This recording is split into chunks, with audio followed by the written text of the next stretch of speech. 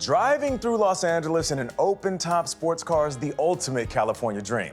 That's why LA is the ideal home for one of the world's great car collections. The Petersen Automotive Museum is celebrating its 30th anniversary. It's a favorite hangout of one of America's most famous car buffs, Jay Leno. He gave Carter Evans a very special look inside. Hey, someone in LA let you in. That's unusual. It's probably because of the car. And this is not just any car. It belonged to Hollywood legend Steve McQueen. Racing's important to men who do it well. Now worth more than $30 million, McQueen's 56 Jag is one of the crown jewels in a collection of more than 400 classics at the Petersen Automotive Museum in Los Angeles. And Chief Mechanic Dana Williamson is one of the only people in the world trusted to drive it. Jay Leno said once, he goes, "How can you not look cool in that car?" Turns out Jay Leno is one of the museum's biggest fans. These cars aren't just sitting here. You got to run them. Right, yeah, I drive all of mine. Oh, she's starting to get some heat in her now. The comedian's lifelong obsession with cars is no secret. How many do you have now? I got 208 on the road. It's a little stupid. I just never sold anything.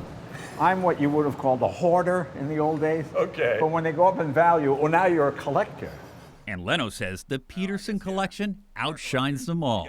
He took us down to the vault where nearly 300 cars that aren't on display are meticulously maintained. Plus, I like the fact that it's like you're in a parking lot from 1925. Look at this. This 1942 armored Lincoln used by President Franklin D. Roosevelt is an upgraded version of the one the Secret Service borrowed from Al Capone. And they thought, hey, this would be a good car for the president to use in parades, just cementing that thing we have today with criminals and politicians as one unit. Why is it important to have a museum like this with all these beautiful machines?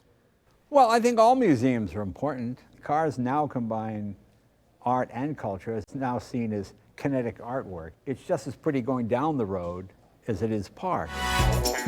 Wrapped in ribbons of steel, the museum itself is a work of art.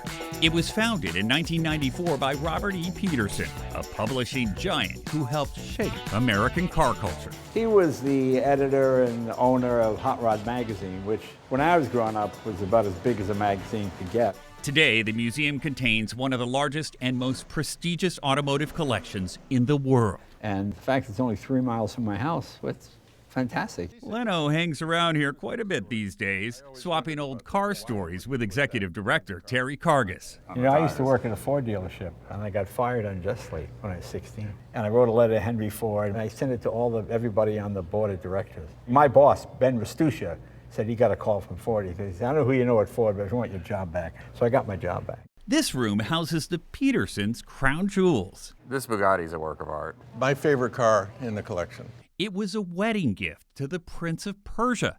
And nearby, That's an iconic car over there. it's a Ford GT40, and only 7 were built.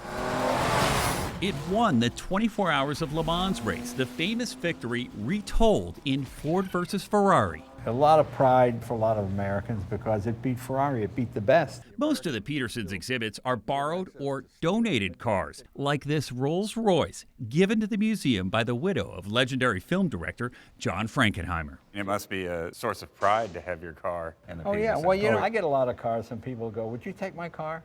Because they want you to take care of it. Kept alive for a new generation that looks at carburetors and maybe soon even car ownership in the rearview mirror. Well, now you have Uber and you have and I see why young people are not particularly interested in cars. A rideshare will get you where you need to go, but for Leno, like it was for McQueen, the real joy is in the journey itself. Something a trip to the Petersen can teach anyone. For CBS Mornings, I'm Carter Evans in Los Angeles.